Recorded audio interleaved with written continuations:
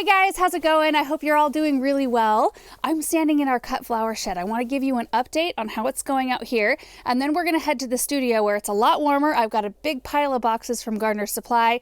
I ordered a couple of new light systems for larger plants, and then there's a few boxes I don't even know what's in them, so that'll be a fun surprise. So this cut flower shed, I don't think it's tremendously different than the last time I showed you, but there has been some progress, which is amazing given the weather and all of that. I mean, the whole shed is surrounded by snow. And then when it gets warm enough to be out here and be comfortable working, then the ground's all muddy, like muddy, soupy muddy all the way around it. So anyway, it does have insulation in here now. There's a door sitting here, which is very exciting. Anyway, let me show you around. So first of all, there's the door, the front door, which matches the windows, and that will be right here. So just imagine when that piece of plywood isn't there, it'll be even more bright in here. It's just wonderful. Like there's no supplemental lighting in here. It's just a bright space because of all the windows, which is so wonderful to see that. You'll also notice that insulation has been put in. See all of that?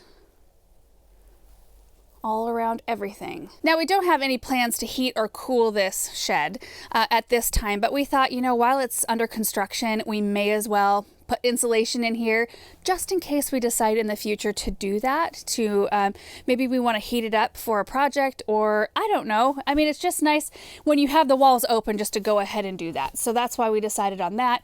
And then lights. So on the ceiling, you can see on each side, we will be putting in 3 can lights, and each side will operate separately.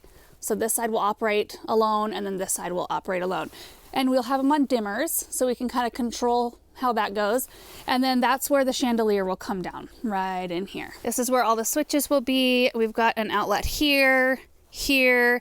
There are, you can't see them, but I think I had 3. 1, 2, 3 on the back, and then 1 again on this side, and then 1 down here. I can't tell you how thankful I am for the amount of outlets we had put in the studio, and that's why I told him, like, just put an outlet wherever you can in here, because, you know, when you're doing plant things, you've got grow lights and fans and all kinds of things like that, you need a lot of outlets. You've got a lot of things to plug in, and I had outlets installed every 6 feet in the studio along the base of the wall, and then we had a bunch installed on the ceiling, which I'm thankful for. I think I might even get a ladder out today and plug in one of my fans into the ceiling, because I've got the fan directly under where that outlet is, and right now I just have an extension cord running across the floor to one of the outlets on the wall, which, you know, that can be a tripping hazard. Even if you have one of those little things over the cord that kind of like traps it down to the floor, it's still a little bit of a bump, and I don't like that. So it's just nice when you have everything open, all the walls open, just to put in as many as you can. We're gonna hop outside. You can see it still looks pretty much the same as the last time. Except I think there's paper on the roof now. That's different. Still need to put the gable in up top. See, this doesn't look too bad. Not too, it's so frozen right now. Oh, look at this. Oh, the sunshine right now, you guys, it actually feels like pretty warm out here. I need to get a chair and just set it out here. Here is the panel on the back. Oh. Right there. And I don't think, let's see. Oh, yeah, we had an outlet installed right here too. Did we have one on the other side? Yes, one right there. I'm probably casting a shadow on it. There it is. This whole space feels so much more roomy than I thought it was going to, which is so awesome. I love it. So this is 12 feet this way and 17 feet this way. So the next step they're going to be working on, well, installing the door, and then we're putting in a tongue and groove wall in here. I was going to do that on the outside, and I decided to do something different on the outside. So we just decided I wasn't going to do that on the inside in here, but we decided since we have the material, we may as well just use that in here, and it'll give the wall a little bit of a different texture. We'll have more options there. Anyway, it's exciting. I love it. And it's crazy how different it looks out here in the season. We're really going to be working on trees and evergreens, winter interest, even out in the cut garden. I want to do some things that are a little bit more permanent in some spots so that we have some really good definition during the winter months. And you really can't know that until you have snow on the ground and you can just, like, it lays everything pretty open and bare, and then you can really see where you're lacking. Like in the end, you know, we have some parking over here and a dumpster. I would like to not be able to see that. It is better this way because we worked a lot more on planting things over here. I don't know why, but we just kind of took off with that space and really went to town. I'm so looking forward to seeing things come back to life this spring. And we'll have a bunch of green in here. You know, all those bulbs. We've got, 9,000 bulbs planted in the orchard between this side and that side. And then we're going to be tossing some grass seed in here, possibly some wildflower seed. And then all of this will be grass. So that will be really good winter interest when we don't have as much snow. You know, we'll have all the grass pathways. You can see this is where our dahlias will probably live for a while now that we have the infrastructure kind of set up.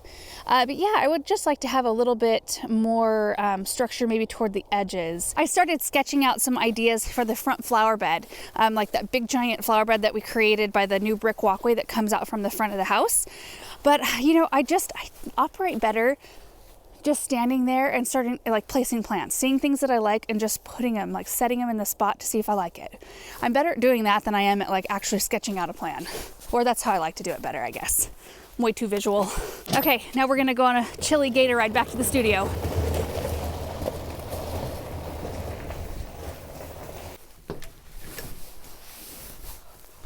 Oh my goodness, I'm frozen.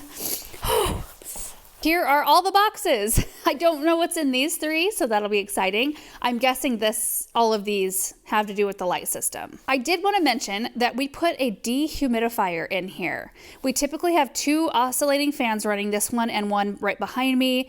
And like this one points at the seedlings over here. And the other one right here points at the seedlings right here. But the humidity level in here was insane, even though we have like forced air in here. And I think just with the sheer amount of watering I'm doing all the time and misting of things and all the stuff that we've got going on, it was so humid in here. Like there was condensation on all the windows, and I just don't, like, my succulents weren't loving it. Anyway, so we put this in. I have no experience with it, so I will let you know how it works for us. Okay, so here's what I think we're gonna do. Aaron's out here. We're going to take the grow light out of the boxes, get it all set up, and then I'll give you a close-up look. Then we'll open the remaining 3 boxes that I don't know what's in them. Anyway, here we go.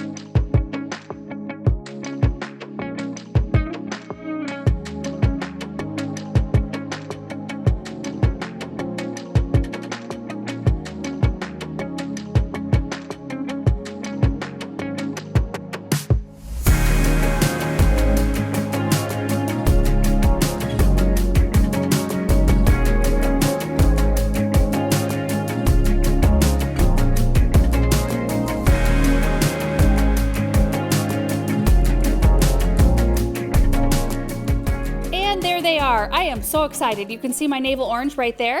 That's a huge reason why I wanted to get a few systems that were a little taller, because when you want to have citrus and things like that don't winter over normally for us outside, you have to bring it inside, and it's just a little bit tough to find a system that's tall enough to accommodate that. Otherwise, you'd need to put it right by a really bright window, or fix some kind of a grow light right on top of it. Like right here, I have a passion vine that is looking good now, but if I kept it in here for a really long time, I would need to provide it a better light source than it's getting right now. A huge reason why I like these systems is that they look nice. One, they're made of bamboo, and they've got galvanized trays right down here that look really nice. Each shelf has 2 LED lights, and these are high efficiency, high output lights. They put out twice the amount of light as regular LEDs, so there's no need to raise and lower them. You can see like on this one right here, I've got seeds started, and I don't have to raise those lights. They just stay right there. And I've used this light system. I've had it for a few years, and I use it every year for seed starting, and I get robust, healthy seedlings.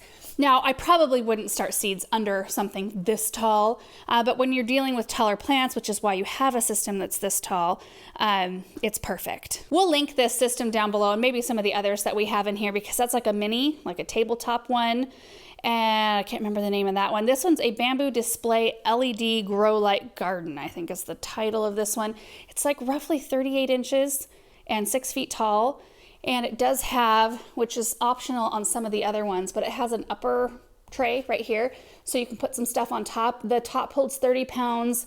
This one holds 30 pounds. This one holds 50 pounds. I'm not sure exactly where these are going to go in here. We're going to be doing some reorganization, but my goal is to clear off. There's a kind of storage rack back here, this way, right here.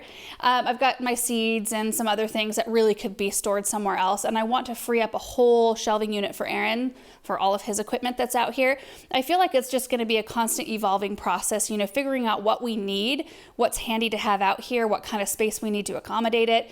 One of my grow lights I'm sending home with my sister. She wanted to start some specialty peppers this year, so that's going to live there for a while. It's just going to be kind of a constant, I think, in here, and it's just so exciting. I'm so excited to have one of these. I've wanted this size for a while now. Okay, so we've got 3 boxes left. Now, in an effort to try to find the instructions for these, which we ended up just going online and finding them, this box came the same day as the grow light, so I thought, well, maybe this has like some hardware or something in it, and the instructions, and it didn't. It has another one of these. I love these so much. I talk about it all the time. In fact, I just used it in a recent video when I transplanted some seedlings.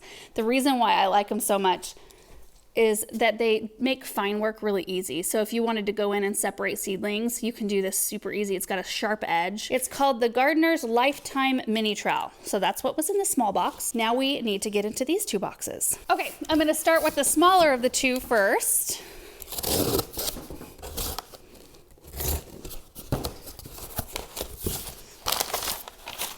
Okay, it's just a box inside of a box. All right. Oh, hold on. Oh, nice. These are for the Growe's seed starter kits that I use, the self-watering seed starting trays. And these are extra, what do they call them? Capillary mats, replacement ones. I typically get a couple, 3 seasons out of my capillary mats, but I have been using mine for quite a long time, so there are some that need to be replaced. So this is gonna be so nice. Anyway, there's several of them here.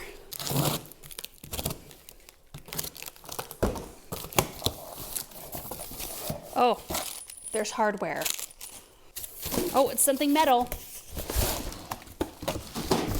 Okay, so there's that. Oh, look at this. Oh, I saw this in their catalog. So what did they call this? They call this their Galvanized Garden Tool Storage Box. So it's got hardware where you can attach it to like the side of your raised bed.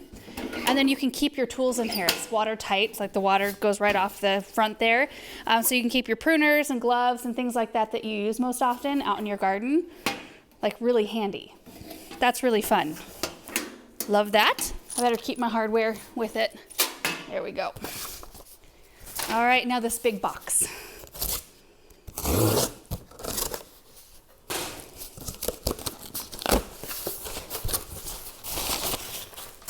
Okie dokie. What's this? What? Is this another grow light? Oslo LED grow light wall shelf. Okay. Okay. So, you guys,